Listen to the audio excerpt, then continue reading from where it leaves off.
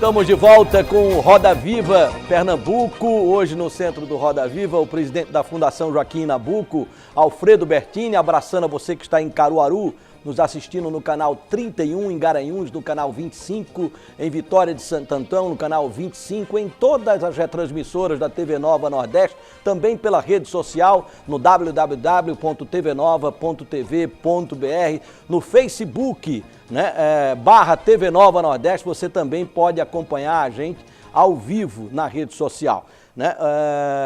Quem está na ordem, quem vai? Gilberto Sobral, vamos lá. Alfredo, a Fundagem, como você bem falou, no início, como instituto, ela foi criada com o objetivo de pesquisas sociais e preservar o legado de Joaquim Nabuco. Depois, ela caminhou muito para a área de cultura, né? Tanto é que tem 10 espaços ligados à Fundagem, são 2 bibliotecas, 2 cinemas, museu, editora, né? E até agora o Centro Cultural do Cabo, né, do Engenho Maçangana, que está também ligado à Fundagem. E você, já nesses primeiros dias de mandato, você levou a Fundação novamente para o caminho da educação, né? Com um convênio com a FNDE, como você bem aí falou. Você estaria trazendo a Fundagem de volta às suas origens? A parte cultural da Fundagem vai ser um pouco relegada ou se junta tudo? Não, de maneira nenhuma, Gilberto. Até como colocou aqui o professor Tiago, pela minha própria vivência com o ambiente da cultura, nós temos hoje como você colocou, e o público às vezes também não conhece, além dos cinemas e do museu, o museu tem um acervo valiosíssimo, 16 mil peças e com capacidade de exposição para 1.000. Temos 15 mil em reserva técnica, tem que se pensar num processo de digitalização. Aliás, estamos indo agora para uma discussão sobre esse tema.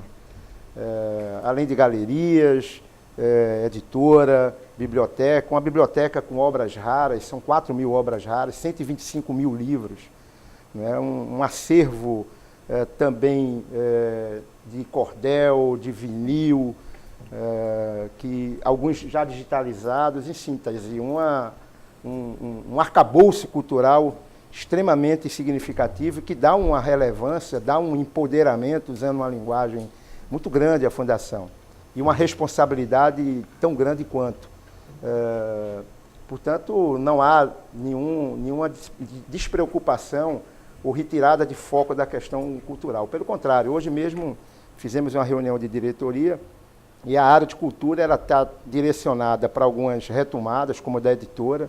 A editora teve um desempenho muito ruim, não cumpriu as metas nos últimos anos. A gente tem uma série de obras, inclusive não só as que estão na linha para produção, mas aquelas relativas à questão agora da comemoração de 70 anos, e que a gente precisa pôr em linha de produção. Enfim, existe também uma preocupação muito grande com todo esse complexo cultural, que certamente orgulha não só os pernambucanos e os nordestinos, mas com certeza Gilberto e todos aqueles que construíram a Fundação devem ter o maior apreço, sempre tiveram esse apreço e mantém esse apreço por todas essas gerações que sucederam.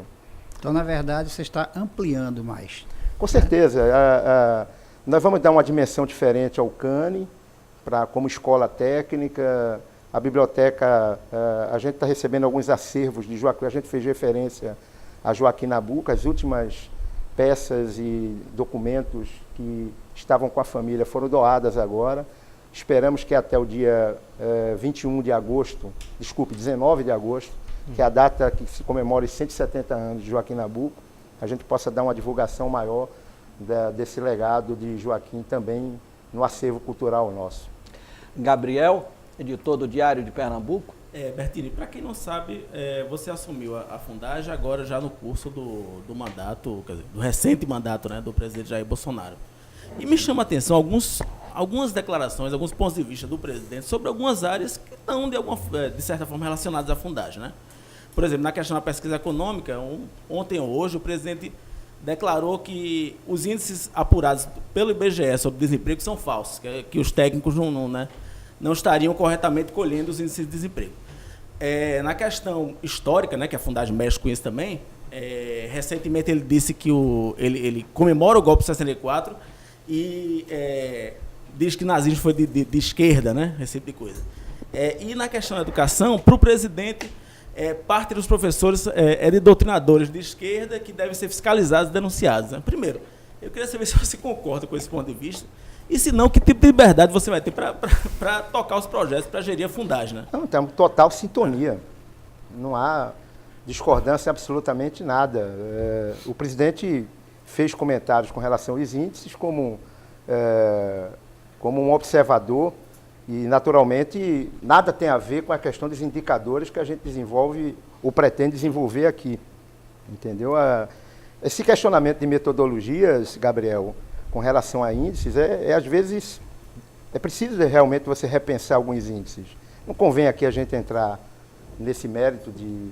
Algumas dessas pesquisas estão desatualizadas de uma forma não é muito clara, e isso é uma questão que precisa ser também pautada.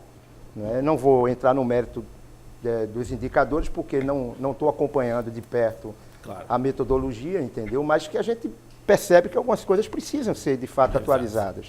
Entendeu? Então, as outras questões não têm nenhuma dificuldade. A minha sintonia com o Ministério da Educação é total. Não vejo nenhuma dificuldade nesse tipo de relacionamento. Não estamos trabalhando história. Eu acho que a história ela tem que ser contada, e tem que ser contada de todas as formas. Mas parece que ela está sendo revisada, né, agora? Não, mas ela precisa ser contada. E há opiniões que podem e devem divergir. Faz parte do processo democrático, entendeu? Então, é preciso que se conte também a história em outras versões, em outros aspectos. É como a história do filme aqui. O filme precisa ser exibido, para que as pessoas que concordem com aquela visão tenham o direito de assisti-lo. Então, é a mesma questão com relação a um posicionamento sobre um fato histórico. Então, eu acho que... O senhor exibiria esse filme lá no cinema da Fundação Joaquim Nabuco? Veja, o cinema da Fundação não é um cinema privado, é um cinema público, mas eu teria a vontade de exibir todas as tendências, tudo que for possível. Mas poderá exibir? Veja, o filme não é para cinema. O filme foi feito e concebido para ser colocado em rede social, entendeu? Então, não faz parte da ideia do pessoal que produziu o filme isso, mas eu não vejo nenhuma dificuldade nesse sentido. Luiz Otávio. De mostrar o filme. Eu queria voltar a um assunto que você já tocou duas vezes, que é o CANI. O CANI, ele surge, o Centro Audiovisual Norte-Nordeste, ele surge com uma tendência de descentralização do CTAV. E aí você falou agora há pouco que a nova proposta do CANI é se tornar uma escola técnica. E, assim, uma das coisas que eu entendia interessante do CANI, como ele vinha sendo, era justamente essa descentralização, porque todos os estados do Norte e Nordeste tiveram oficinas proporcionadas pelo CANI. Eu queria entender como como essa escola técnica, o CANI se transforma em escola técnica. Boa pergunta, Luiz. Na verdade, o CANI ele fez muito pouco da missão de formar tecnicamente profissionais. Ele exerceu muito bem o papel com relação à utilização dos equipamentos, que essa utilização permitiu com que as produções, sobretudo de Pernambuco, fossem retomadas. Você tinha uma câmera de 35 milímetros que deu uso com muita frequência a várias dessas produções. Naturalmente que esse equipamento se defasou em função de toda esse processo de inovação tecnológica, E esse equipamento pode ser muito útil para o processo educacional. E eu acho que uma grande dificuldade hoje que a gente precisa encarar com realismo no mercado é a formação técnica. Não é a formação de ensino superior para cinema, tanto é que algumas instituições estão fechando seus cursos. Estão tendo dificuldades com relação à sustentação no mercado de diretores, de bacharéis, enfim. E o que nós sentimos é a falta da preparação de técnicos. Então, o que é que acontecia com as oficinas? As oficinas devem e podem permanecer tranquilamente. Aproveitávamos a presença de alguns técnicos por estarem filmando e se fazia cursos rápidos de 20, 40 horas, 60 horas. A ideia é fazer com que esses cursos sejam mais dilatados, ter uma carga horária maior e que permita uma formação técnica em edição de som, em fotografia, em figurino, em vários itens que possam dar possibilidade e oportunidade profissional, porque muitas vezes você sabe disso, a maioria sabe disso, esse profissional é requerido fora do Estado e fora da região, porque o nosso compromisso é com a região. Portanto, é dar uma outra faceta, uma outra visibilidade e que permita um pouco da linha que foi colocada aqui, né, da gente focar um pouco mais no quadro da educação. Mas nessa questão justamente da descentralização, não pensando só, assim, imagino que a escola seria sediada aqui, a Fundagem aqui, mas como seria justamente nos outros estados que também tem essa necessidade? Bom, se pensa em algum tipo de convênio? Oferecidos os cursos, a gente tem duas possibilidades, né? Primeiro, de tentar levar algumas experiências para fora. Aliás, conversava aqui antes do início do programa sobre já uma possibilidade concreta com Olinda, que foi um município que nos procurou, não é, para permitir com que essa ideia da escola técnica pudesse ser levada para Olinda, numa parceria, não é, com a prefeitura. É absolutamente possível. E há hoje os recursos de ensino à distância, né? Nós temos hoje um diretor especializado em ensino à distância, né? E nós já estamos introduzindo os primeiros ensaios de verdadeiros cursos de ensino à distância a partir de amanhã. Quem for entrar no site já vai perceber uma novidade, provavelmente, se não amanhã, até o final de sexta-feira, mas a gente já está pronto para anunciar algumas experiências de ensino à distância e que a gente pode aproveitá-las exatamente para essa questão técnica do CANI também. Mirela Araújo, repórter da Folha de Pernambuco. Bertini, quando você tomou posse, pontuou muito bem essa questão, né, da Fundagem estar bem atrelada ao Ministério da Educação. Só que a gente sabe que ele está passando por um processo, né, de instabilidade devido às recentes exonerações. A gente teve um corte do governo federal de mais de 5 bilhões na educação. Eu queria entender até que ponto essa instabilidade, essa redução no orçamento pode impactar nessas ações que você está prevendo para a Fundagem em relação à educação. Não, veja, esses recursos, essa parceria com o Ministério da Educação e com o FNDE, são recursos que não são da Fundagem, né? A gente está criando a possibilidade de chegar junto, não só do FNDE, o FNDE foi o primeiro passo, mas nós receberemos em breve, já está marcada a direção da CAPES, por exemplo. Então, aquilo que disser respeito à atividade da CAPES, nós vamos apoiar por sermos um braço estendido do Ministério na região Nordeste. Então, essa questão do problema orçamentário e financeiro não é uma questão que nos atinge diretamente. Essa situação colocada por você do Ministério da Educação, é bom que o grande público perceba o seguinte: nós somos um quadro técnico. O Ministério está sendo ocupado por técnicos, há muito tempo era ocupado por políticos. Então, essa escolha do presidente, né, uma escolha firme, decidida, né, a favor de olhar a educação pelo olhar técnico, é uma questão que tem que ser colocada com muita proeminência e que está passando despercebido por todos. Então, são técnicos que estão tendo a primeira experiência pública. Me surpreende, me permitam, né, avaliações e análises de 30, de 60 dias. Né, eu até hoje brincava com algumas pessoas, criou-se uma máxima de se avaliar 100 dias. Saiu um número mágico lá de cima, 100 dias para qualquer governo. 100 dias não representa 7%, não é, de todo o exercício governamental. Então, você tem todo um projeto pela frente e eu estou vendo uma cobrança e uma euforia nessa direção negativa muito grande com relação ao trabalho do Ministério. Eu acho que tem-se uma equipe com uma outra forma de pensar. O Ministério é um ministério complexo, tem um orçamento extremamente significativo. Nós temos a consciência hoje no Ministério que não falta recursos para a educação. O que existe é má gestão na aplicação dos recursos. Esses recursos são desviados, né, em larga medida ao chegar na ponta dos municípios.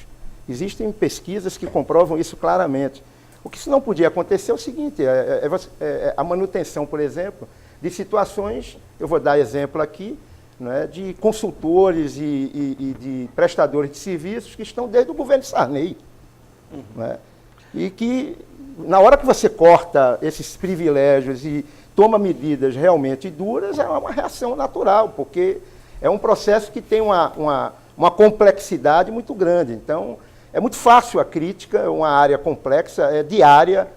Né? Hoje mesmo quando não se tinha o que falar, se fala pelo fato de que a gráfica que fornece as provas, não é, do Enem, aí já vincula com o INEP, que já vincula com o Ministério da Educação. Parece uma coisa muito direcionada, não é, no sentido de dar uma imagem negativa, de prejuízo. Eu lamento tudo isso, eu acho que a gente tem amplas condições de se organizar e de fazer um belo trabalho pela educação, eu não tenho a menor dúvida disso, e eu acho que o presidente está muito convicto de que essa ação pela educação tem que ser nessa direção mesmo, sabe? Depois dessa rodada inicial aqui, fica franqueada a palavra para todos vocês. Pela ordem aqui, levantou a mão o Tiago. Pode falar, Tiago. Então, eu queria um pouco seguir nesse caminho da Mirella, preocupado com a questão das verbas de pesquisa, né? Eu, como professor universitário de 2 programas de mestrado, e sei que a pesquisa na Fundagem tem grande viés, a Fundagem já ofereceu mestrado, já ofereceu especializações, e no anúncio do seu nome, os reitores ponderaram, não a respeito do seu nome, mas a respeito do MEC, na questão da escola de governo, preocupados com uma ideologização da escola de governo, né? E querendo dialogar com o governo, querendo entender como é que seria a ideia de pesquisa para o desenvolvimento, em particular do Nordeste, nesse ambiente de corte de verba, de pesquisa, onde a CAPES já anuncia que só tem dinheiro para a Bolsa por mais um ano. Eu sei que não é a mesma fonte, tá?